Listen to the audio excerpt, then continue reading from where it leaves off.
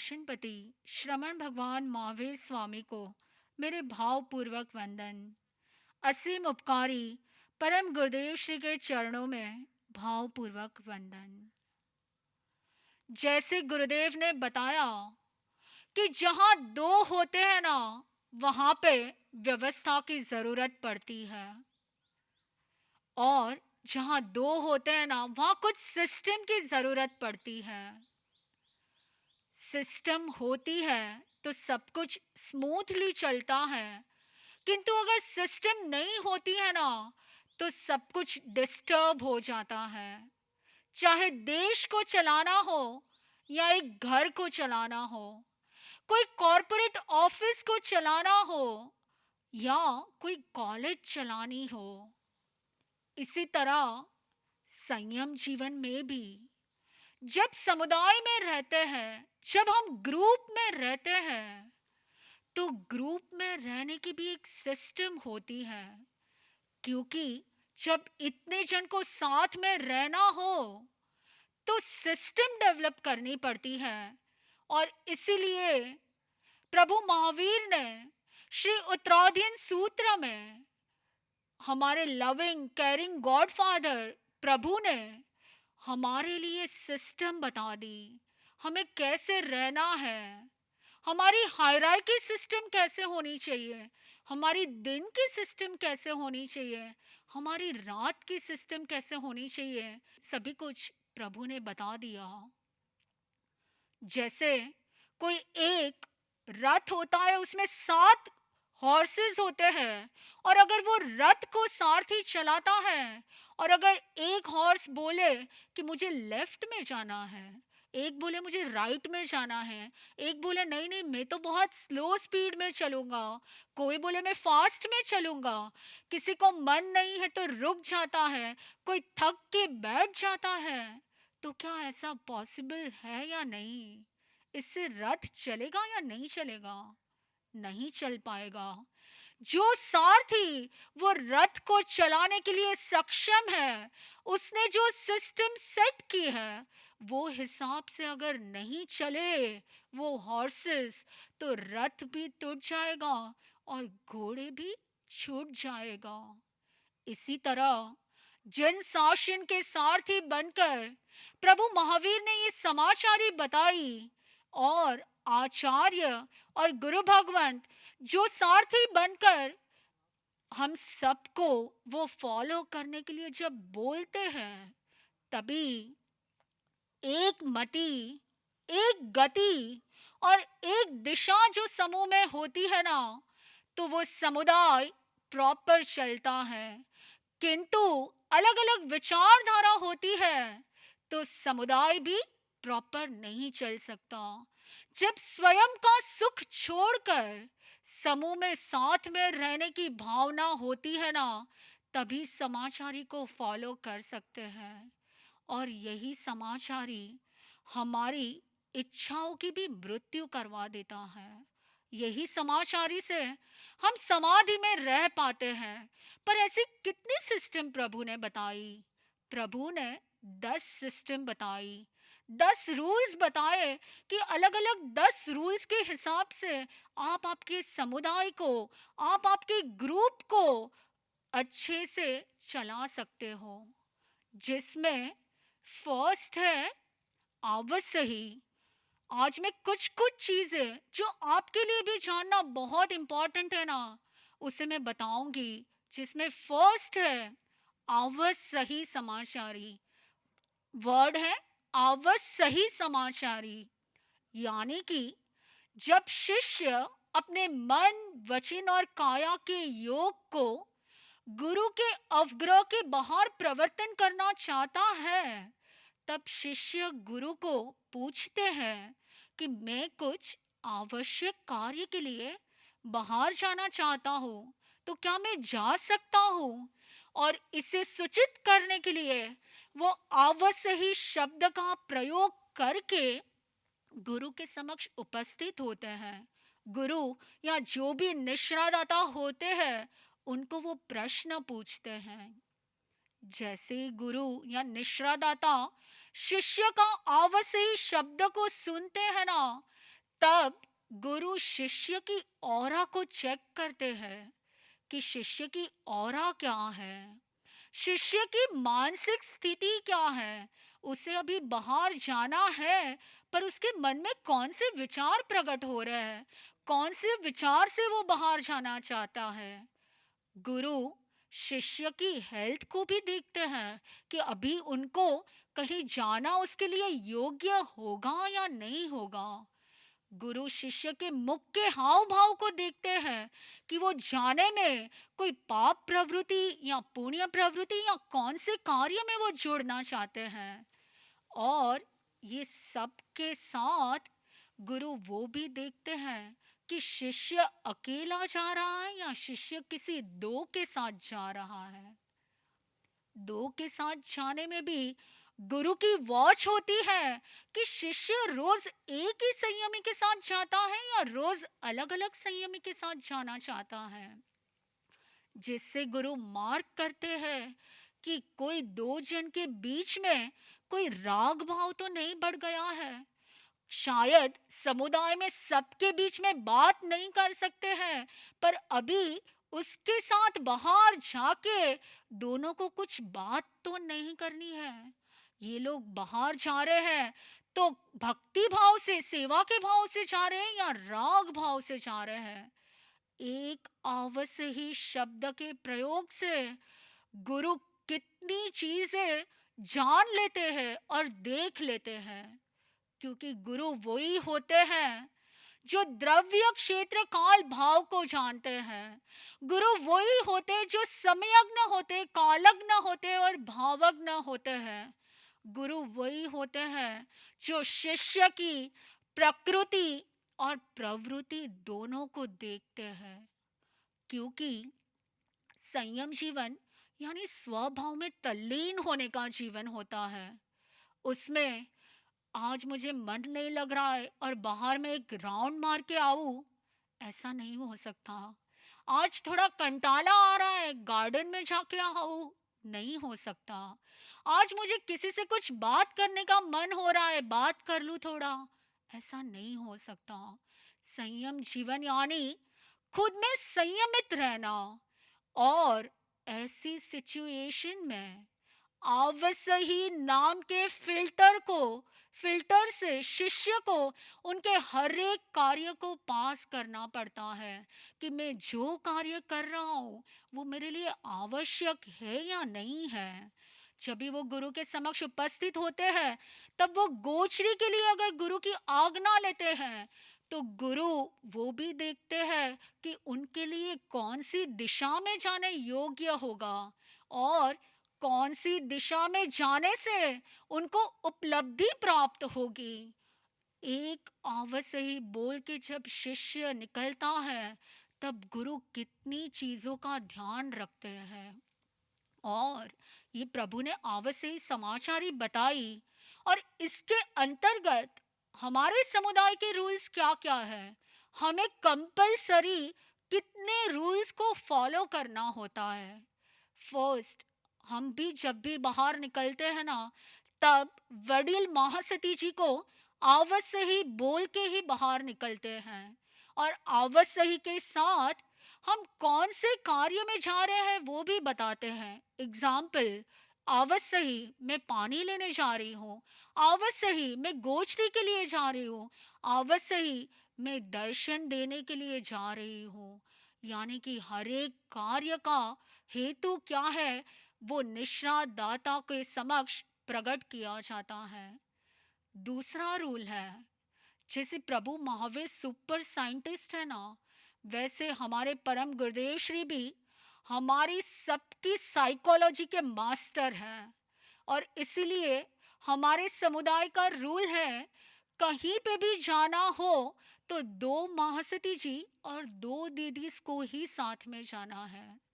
कोई अकेला कहीं पे भी जा नहीं सकता, क्योंकि कुछ भी गलत प्रवृत्ति करनी है या कोई भी कुवृत्ति करनी है ना, तो वो अकेले में सहजता से हो जाती है। किंतु अगर जब भी दो जन होते हो ना, तब दोनों एक दूसरों के भावों की वॉच रखते हैं और एक दूसरों के भावों की वॉच रखने से कुछ भी गलत कार्य कोई भी कर नहीं सकता है।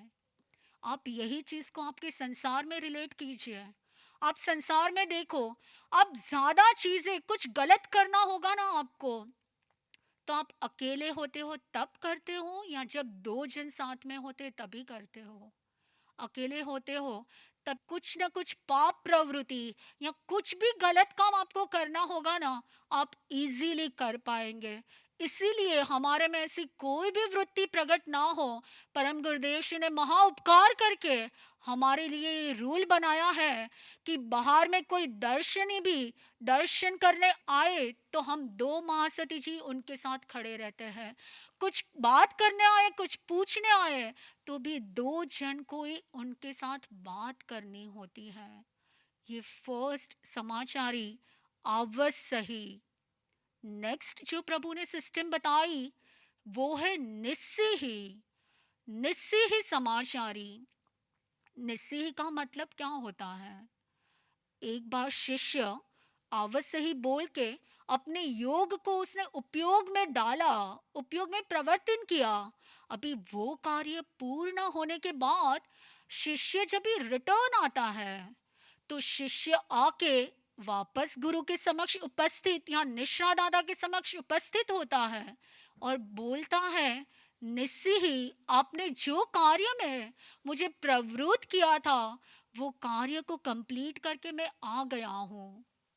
पर क्या सिर्फ इतना बोल के ही शिष्य की रिस्पॉन्सिबिलिटी कंप्लीट हो जाती है? नहीं होती है।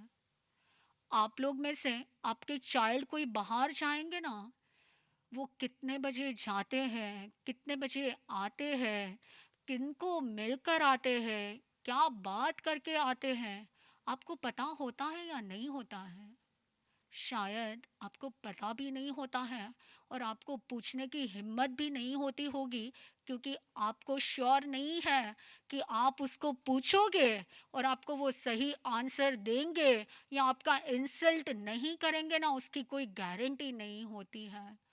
किंतु यहाँ पे जब भी बाहर से आते हैं, तो क्या बाहर कोई गोचरी लेने गए तो आकर सीधा अपने रूम में चले गए या थक गए तो सो गए? ऐसा नहीं होता है।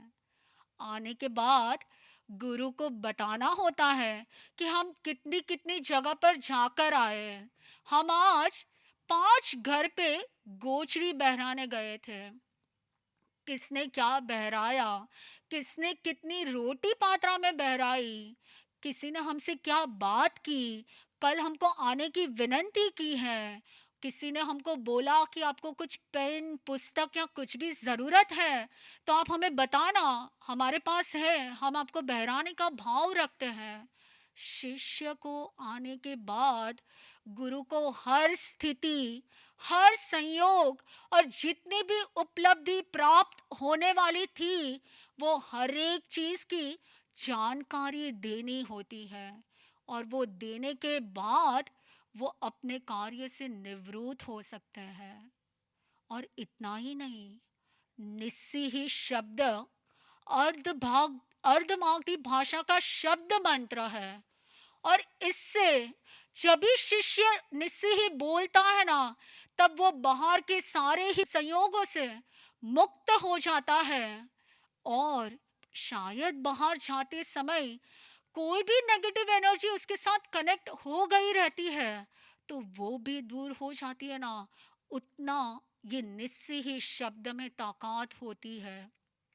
किंतु निस्सी ही शब्द बोला जाए, भाव से किया जाए, तभी ये चीज होती है। और निस्सी ही बोल के शिष्य वापस गुरु को अभी मुझे नेक्स्ट कौन से कार्य में प्रवृत्त होना है, उसकी आज्ञा ग्रहण करता है। याद रखना, आपको वर्ड सामान्य लग रहे हैं, पर एक अवश्य ही और एक निस्सी ही शब्द बोल के शिष्य इतना पुण्य बंद कर लेता है कि उसको गुरु से कभी वियोग नहीं होता। यही समाचारी के अंतर्गत हमारे समुदाय में क्या क्या रूल्स फॉलो होते हैं? फर्स्ट, जब भी दो शिष्य बाहर जाते हैं तो वो रिटर्न आते हैं, तो सारी चीजें गुरु के सामने प्रकट कौन करेगा? किसको बोलना होगा? दोनों भी गए थे, दोनों को सब कुछ पता है, तो कौन बोलेगा?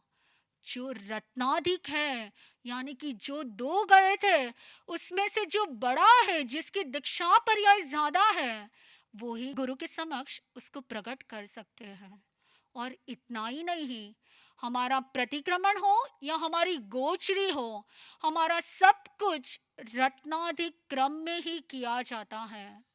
प्रतिक्रमण में जब तक वडील महासती जी आज्ञा नहीं लेते, प्रतिक्रमण शुरू नहीं करते हैं, तब तक छोटे महासती जी वंदना भी शुरू नहीं कर सकते हैं। जब तक हमारे गोचरी में वडील महासती जी नहीं पधारते, तब तक छोटे महासती जी गोचरी शुरू नहीं कर सकते हैं।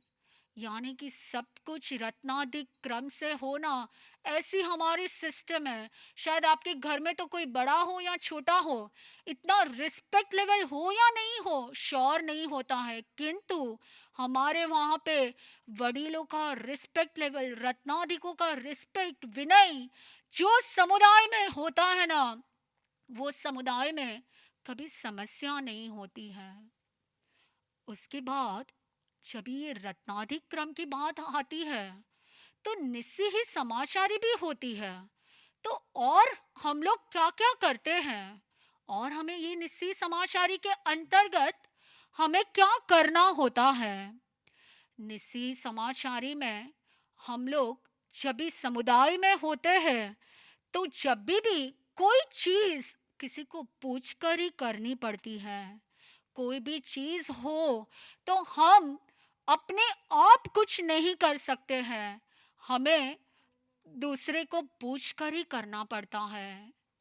आपको नहीं पता कि हमारे वहाँ पे ये भी सिस्टम है कि अगर किसी ने हमको कुछ बहराया, किसी ने कोई उपलब्धि हमको बहराई, और वो उपलब्धि हम लोग गुरु या निष्ठादाता के चरण में ही हमको अर्पण करनी होती है।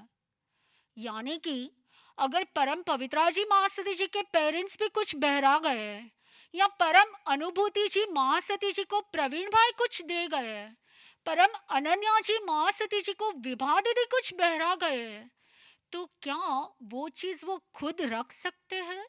नहीं, नहीं रख सकते हैं। उनको जो भी चीज प्राप्त हुई, वो चीज उनको गुरु को अर्पण करनी होती है। और जब भी समुदाय में वो चीज बांटने का क्रम आए, तभी जरूरी नहीं है वही महासती जी को वो चीज मिले। जिनको समुदाय में जरूरत है और वडील महासती जी को योग्य लगे ना, उनको वो चीज दी जाती है। यानी कि कोई भी चीज पे अधिकार वृत्ति नहीं होती है। आपके वहाँ पे कोई बर्थडे हो ना, और भाई बहन, सिस्टर या ब्रदर हो, और वो भाई को गिफ्ट मिली हो, तो वो सिस्टर के साथ कभी शेयर करने के लिए भी रेडी नहीं होते हैं, क्योंकि उनको अधिकार वृत्ति होती है कि ये मुझे दिया गया है, मैं ही उसे रखूंगा। यहाँ पे ना परिग्रह वृत्ति, ना अधिकार वृत्ति। जो आया वो चरण में सौंप दिया। उनको लगे मेरे लिए योग्य है तो मुझे देंगे, उनको लगे मेरे लिए योग्य नहीं है तो वो किसी और को देंगे। बस यही समाचारी, ये भाव हमारे अंदर में इतने अंदर तक, गहराई तक डाले गए हैं कि इसी वजह से हमारे समर्पण पत्र में भी रोज सुबह हम बोलते हैं कि मैं कोई भी चीज बाहर से वडील को बिना पूछे नहीं मंगवाऊंगी, या मुझे कोई भी चीज मिलेगी ना, तो मैं वडील को दिखाए बिना उसको कभी यूज भी नहीं करूंगी। हमारे वहाँ पे एक छोटी चीज भी मिसप्लेस हो जाती है या गुम हो जाती है ना, तो उसको नहीं लेने के लिए पहले हमको बताना पड़ता है कि हमारी ये चीज मिसप्लेस हो गई है, ये रीजन से हुई है। अगर वो रीजन वैलिड लगे कि नहीं ये प्रॉपर है, तो नई चीज दी जाती है। यानी कि ये समुदाय धर्म, जहाँ पे इतने लोग साथ में रहते हैं ना, इतनी चीजें चाहिए रहती है, इतनी प्रवृत्ति में प्रवृत्त होते हैं, तब हर एक के भाव, हर एक को क्या ज़रूरत है, सबकी हर चीज़ें कंप्लीट भी की जाती है, सबको दिया भी जाता है, किंतु सिस्टम है। सिस्टम के बिना यहाँ पे एक चीज़ भी नहीं होती है। उसके बाद समाचारी थर्ड है, आप पूछना, यानी कि गुरु और निश्रादाता के सानिध्य में हर हमेश रहता है। उसने दीक्षा भी ली ली है। तो क्या अभी हर एक चीज शिष्य को पूछ कर ही करना है? सुबह होते ही स्वाध्याय करना है, सुबह होते ही पढ़ना है, अच्छाई कार्य करना है, धर्म कार्य ही करना है, फिर भी क्या पूछना है? जी, शिष्य को हर एक चीज पूछ के करनी पड़ती है, क्योंकि उस दिन के लिए, यानी कि आज के दिन के लिए मेरे लिए क्या योग्य है ना, वो शिष्य को पूछना करनी पड़ती है कि क्या आज मैं अपने योगों को वस्त्र प्रक्षालन में जोड़ूं, या आज मैं मेरे योगों को स्वाध्याय में जोड़ूं, आज मैं मेरे योगों को सेवा में जोड़ूं, या आज मैं मेरे योगों को आगम वांछन में जोड़ूं। शिष्य को पूछना पड़ता है। और पढ़ी पूछना यानी कि एक ही चीज को बार बार पूछना। शायद आज उनको आज्ञा मिली कि 2 दिन के बाद आपको ये कार्य करना है, या कुछ आज्ञा मिली है कि आपको अभी धूप में आतापना लेनी है, किंतु शिष्य पढ़ी पूछना करता है। अगर उसको और कोई शारीरिक तकलीफ होती है तो एक ही आज्ञा दी गई है, तो बार बार पूछता है कि आपने ये आज्ञा मुझे दी थी, पर क्या अभी ये स्थिति है, ये परिस्थिति है, तो मेरे लिए ये करने योग्य है या नहीं है। वापस पढ़ी पूछना होती है। यानी आप हमारा जीवन देखो, कितना निर्विकल्प जीवन होता है, जिसमें हमें कुछ सोचना ही नहीं है, हमें कुछ करना नहीं है। जो करो सामने पूछ लो, जो बोले वो कर लो। यानी कि ना अपनी बुद्धि लगानी है, ना कुछ और करना है। इसीलिए कहा जाता है कि दीक्षा जीवन यानी शीर्षासन का जीवन होता है, जिसमें सर नीचे और पैर ऊपर होते हैं। अगर पैर नीचे होते हो ना, तो हम चल सकते हैं, पर अगर पैर ऊपर ही रहेंगे तो चल सकते हैं या नहीं चल सकते हैं? चल नहीं सकते हैं। और इसी पूछना और पढ़ी पूछना समाचारी के अंतर्गत हमारे वहाँ पे भी रूल्स सेट है कि हमें हमारे वस्त्र प्रक्षालन करने हैं, तो भी हमको पहले वडील को पूछना होता है कि आज मैं करूं या नहीं करूं। शायद उनके माइंड में हमारे लिए कुछ अलग तो प्लानिंग नहीं है। हमको रोज 10 बजे सोने की आज्ञा होती है। 10 बजे से ज्यादा हम जाग नहीं सकते हैं। सुबह 5 बजे उठते हैं, 10 बजे सोना होता है। इसके बीच में कभी थोड़ी देर भी लेट ना हो, कोई रीजन है, तो भी वडील को पूछना होता है। आइडियली तो सोना ही नहीं चाहिए, फिर भी हमारे रूल्स के हिसाब से हमको दिन में 30 मिनट सोने का अलाउड है। और ये अप्रमद दशा का अनुभव हमने हमारे गुरुनी मैया विरल प्रज्ञा पूज्य श्री वीरमती बाई महासती जी के जीवन में भी देखा है। एक बार स्वामी सुबह उठते हैं ना, उसके बाद रात तक बिना कारण कभी सोते नहीं हैं। बहुत जरूरत पड़ी ना, तो शायद उनकी एज के हिसाब से थोड़ी देर के लिए लेटते हैं, वो भी कंफर्ट जोन में नहीं, जागृति पूर्वक कि तुरंत ही नींद उड़ जाए। और इसीलिए हमारी समाचारी में भी हमको दिन में 30 मिनट्स सोने का रूल है, उससे ज्यादा सो नहीं सकते हैं।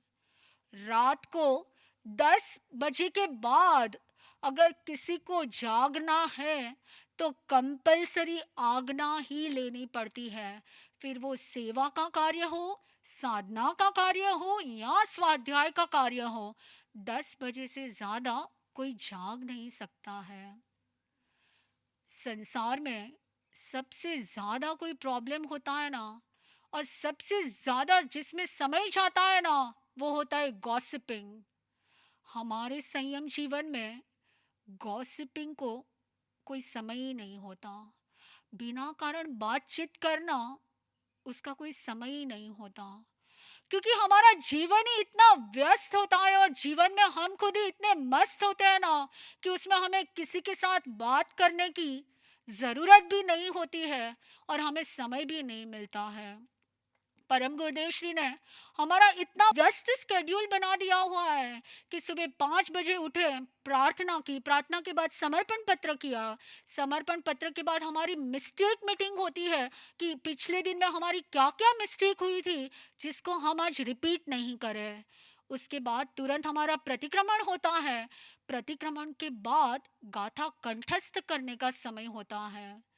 गाथा कंठस्थ सब लोग अपने अपने क्षयोपशम से करते हैं। मिनिमम 3 गाथा सबके लिए कंपलसरी है। कोई 5 भी कर सकता है, कोई 10 भी कर सकता है, कोई 12 भी कर सकते हैं। सब लोग पुरुषार्थ तो करते हैं कि गुरुदेव 40 गाथा करते थे तो हम भी वो टारगेट तक पहुंच पाए। पर सब लोग अपने क्षयोपशम से प्रयत्न करते हैं।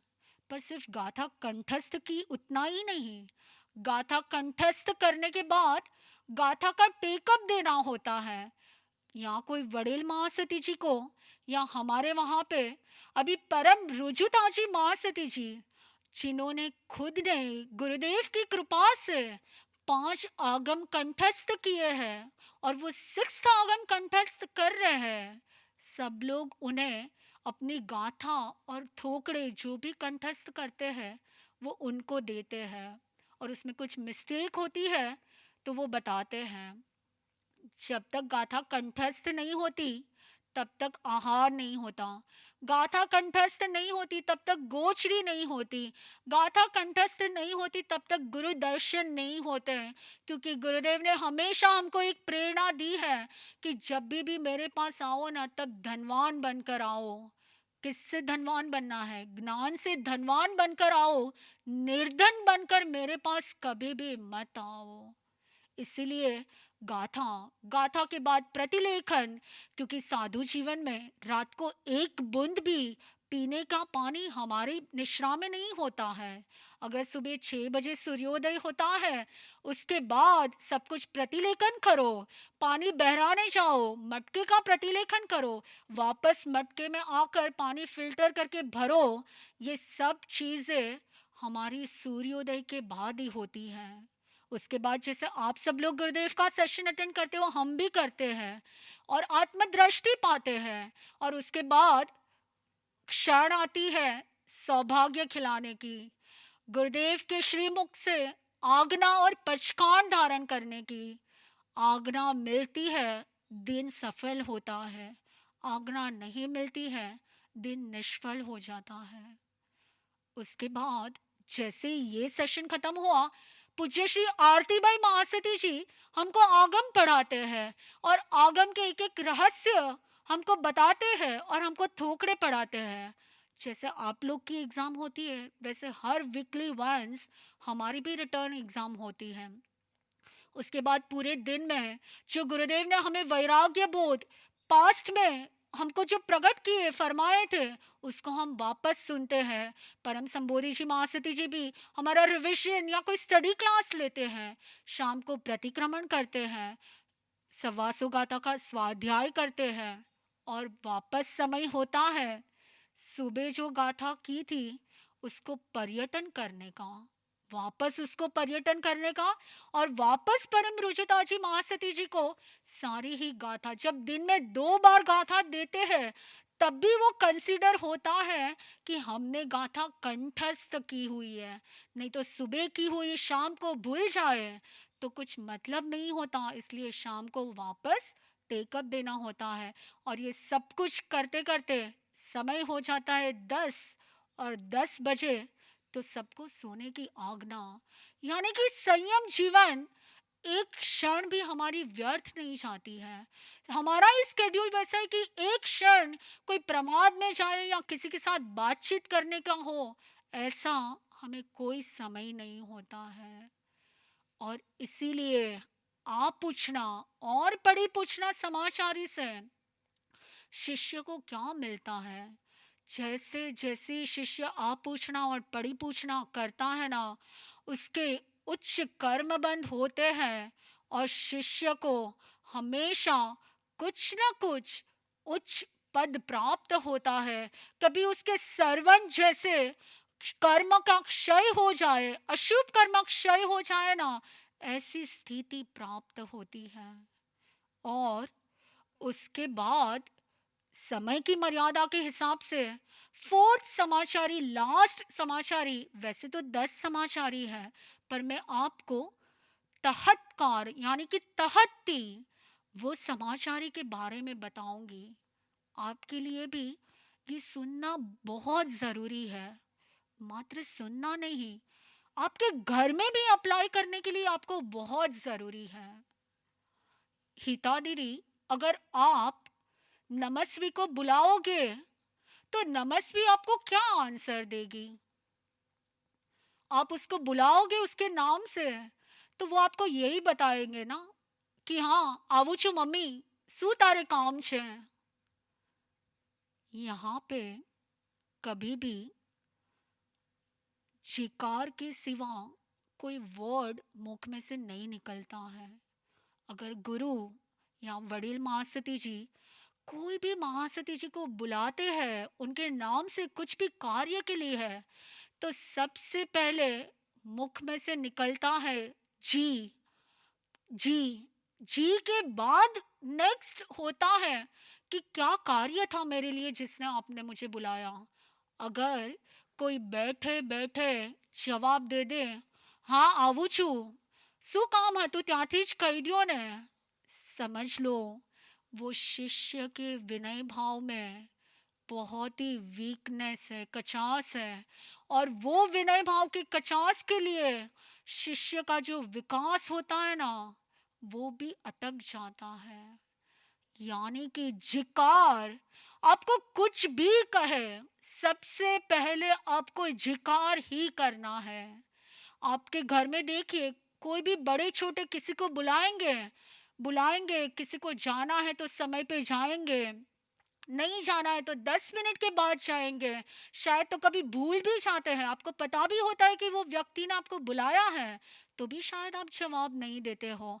यहाँ पे तो जैसे बुलाया, जी कार जी, जो अपना आसन है वो आसन को भी छोड़ देते हैं, अपनी जगह से उठ जाते हैं, और उठ के वहाँ से ही नहीं, जहाँ पे वडील या गुरु होते हैं ना, वहाँ पे जाके जी आपने मुझे बुलाया, क्या कार्य था मेरे लिए, ऐसा विनय भाव से पूछा जाता है।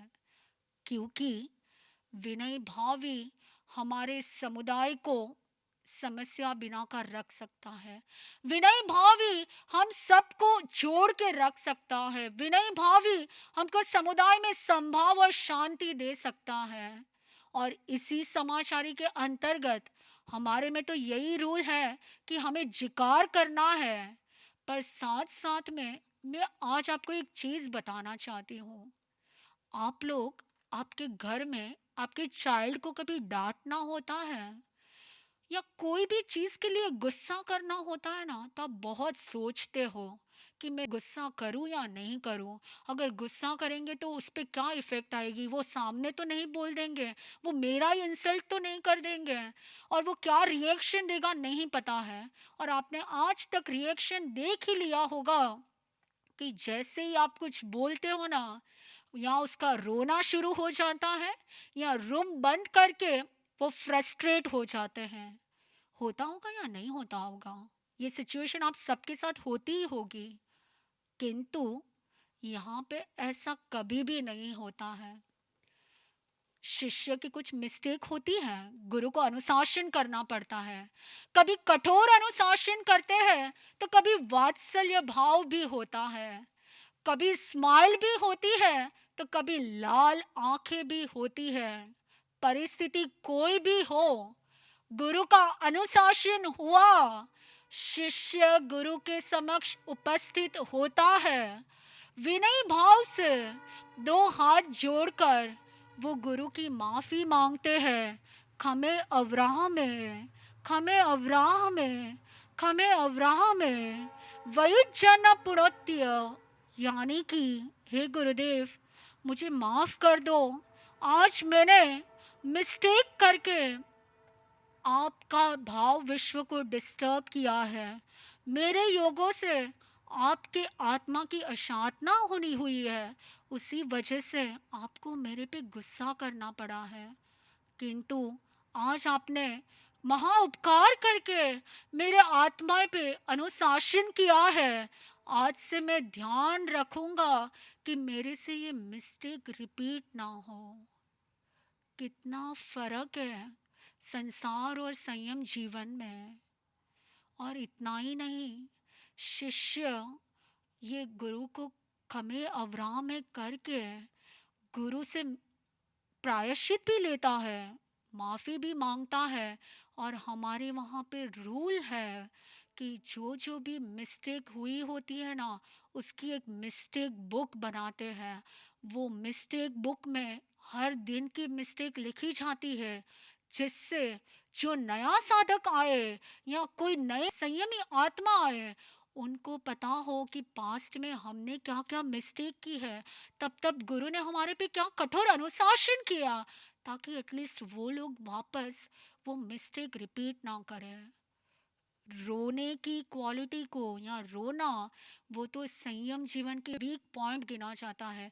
आपको कुछ बोला और अगर आप रोने लगे ना, तो समझ लो नेक्स्ट टाइम गुरु आपके ऊपर अनुशासन ही नहीं करेंगे, गुरु आपको कुछ मार्गदर्शन ही नहीं देंगे और उपेक्षा ही करेंगे। क्योंकि गुरु भी सोचते हैं कि करने के बाद अगर रोता ही है शिष्य, तो मैं उसको अनुशासन क्या करूं। बस आज हमने आपको 4 समाचारी बताई है। अवश्य ही, निस्सी ही, अवश्य ही, निस्सी ही, आप पूछना, पड़ी पूछना और तहतकारी। ये 5 चीज़ों आप आपके लाइफ में भी अप्लाई कर सकते हो। आपको पता है आप लोग के घर में कोई हस्बैंड वाइफ होते हैं, और हस्बैंड कभी घर पे आते हैं ना, वाइफ कभी कुछ पूछती है ना, आप कहाँ जाकर आए हैं या किससे मिले थे, आप बहुत ही रूड बिहेव करके आंसर दे देते हो कि હું મારા કામ માટે ગયો તો એમાં તારે કઈ વચમાં પડવાની જરૂર નથી, તારે શું છે એમાં બધું જાણવાની। आप दे देते होंगे या नहीं देते होंगे। आप बताते नहीं हो कि आप क्या करते हो। जो बताने लायक होता भी है वो भी आप नहीं बताते हो। और आप इंसल्ट कर देते हो, तिरस्कार कर देते हो। कभी कुछ पूछने में आए तो आप पूछ के प्रॉपर आंसर भी नहीं देते हो। और जिकार, वो तो शायद हर घर में मिसिंग फैक्टर होगा, इसीलिए घर घर में समस्या है। एक बार आप ये शुरू करो, एक छोटा बड़े को भी जिकार बोले और बड़ा छोटे को भी जिकार बोले। कोई कुछ भी बोले ना, सबसे पहले हमको वर्ड निकाल जी, जी के बाद आपको जो भी बोलना है ना, वो आप बोल सकते हो। ये छोटी छोटी चीजें भी अगर आपके जीवन में आ गई ना, तो आप समझना, आप भले ही संसार में रहो, किंतु आपका जीवन है ना संयमित हो जाएगा। भले ही संसार में रहो, पर आप भी प्रभु की समाचारी को फॉलो कर पाएंगे।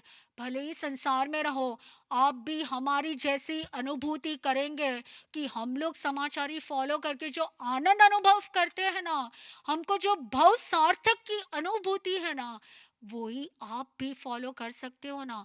ऐसी समाचारी है। और इसीलिए गुरुदेव का उपकार मानते हैं कि प्रभु ने तो समाचारी बताई, किंतु हमारे जो रूल्स गुरुदेव ने सेट करके दिए हैं ना, वो रूल्स इतने क्रिस्प और क्लियर है, जो हमें समाधि में रखता है। पर एक बार सोचना, अगर दिन में इतनी बार सब लोग गुरु को पूछने जाएंगे कि गुरुदेव ये करूं या नहीं करूं, ये करना योग्य है या नहीं, तो 40 जन गुरुदेव को पूछते ही रहेंगे। तो क्या गुरुदेव हर एक को पेशेंस के साथ आंसर्स देते होंगे या फ्रस्ट्रेशन होकर आंसर देते होंगे? क्या लगता है आपको, कैसे आंसर्स देते होंगे? संभाव में रह के आंसर देते होंगे या गुरुदेव को भी गुस्सा आता होगा? नहीं, गुरु या आचार्य वही होते हैं जो शिष्य के मन में उठे हुए हर एक प्रश्न को समाधि देते हैं। उनकी उपाधि जितनी भी है, उनमें कोई विकल्प ना रह जाए ना, वैसे समाधान गुरु देते हैं। और इसीलिए भगवान ने बताया है, आचार्य या गुरु का मोक्ष 3rd या 13th भाव में हो जाता है। क्योंकि गुरु हर एक शिष्य को, शिष्य समुदाय को समाधि में रखते हैं। और जब आप सामने वाले को समाधि में रखते हो या समाधि देते हो ना, तब आपके अनंता कर्म क्षय हो जाते हैं। हम भी चाहते हैं कि जो कर्म क्षय की प्रोसेस में प्रभु थे, जो प्रोसेस में गुरु है, जो प्रोसेस में सब संयमी आत्मा है, तो आप सब लोग भी ये प्रोसेस में जुड़कर कर्म क्षय और समाचारी का कहीं ना कहीं, जहाँ संसार में जितना भी आपसे हो सके उतना पालन करें और हमारी ये मुक्त अवस्था सिद्धत्व को पा सके, वही गुरुदेव के चरणों में प्रार्थना करते हैं।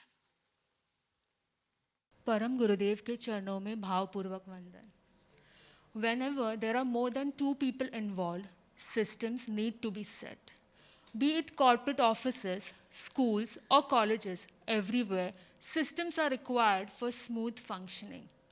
Similarly, in Jin Shashan, when we are staying in a samuday, Paramatma himself in the Agam Sri Utradyan Sutra has given us 10 different kinds of systems that a group, a samuday needs to follow. Just imagine if a person is riding a chariot with 7 different horses. These 7 horses are moving in 7 different directions and with different speed. What shall happen? The chariot shall not be able to move properly. In fact, the chariot might break down. For that, the person who is riding the chariot has to take control of all the 7 horses and set the systems. Similarly, in Jin Shashan, similarly, in a samuday, when each and every person is following one set of rules without any difference of opinion, the samuday can work smoothly. And we can take the chariot of Jin Shashan ahead. Let us discuss about few samacharis today. The first samachari is the Avasai samachari. Whenever a shishya wants to go out for some necessary work, the first thing that he does is he goes to his guru and seeks his agna. He says Avasai and informs him that he wants to go for so and so work. The guru, once he hears the word Avasai, he checks the shishya's aura, whether that time is suitable for that shishya to go out, what are his expressions, what is the motive behind going out. After checking all the parameters, the guru grants him agna to go out. We are really grateful to Param Gurudev that he has set some systems for us. For example, whenever we want to go out, we never go out alone. We always follow the rule of 2. That is, 2 Didis or 2 Mahasatijis always go out together. Even if when we want to talk to someone, at that time also we have to be accompanied by one person. You must be wondering why we follow such system. It is said that whenever we are alone, at that time, there is a high probability, there is a chance that we might tend to do something wrong. But when we are accompanied by someone, we know that someone is keeping a watch on us. And at that time, the chances of doing something wrong reduces. So we always follow the system of 2. Once we complete the task, once we are done with the work, and when we return, we again go to our Vadil Mahasatiji and we inform them that we are back by saying Nissahi. Through the Nissahi Samachari, our elders come to know that we have returned. And not just we say Nissahi, we also give minutest of the details. Why did we go out? When did we go out? What did we do? Whom did we speak to? Whom did we meet? What were the other person's reactions? This way, we follow the Nissahi Samachari. When we say the word Nissahi, it means that we are back. We disconnect ourselves from the outside world. In Nissahi Samachari, we again follow different sets of rules. Like for example, in our samuday, we follow the system of Ratnadik Kram. Ratnadik Kram means sequence from elder to younger ones. In everything that we do, be it Pratikraman, be it Gochri, even if we are sitting for a meeting, even if we are attending a session, everywhere we follow a Ratnadik Kram. We have even seen Mahasatijis during their Gochri time. If the elder Mahasatiji has gone out for some work, the Shesh Mahasatijis, that the younger Mahasatijis would not have Gochri till then.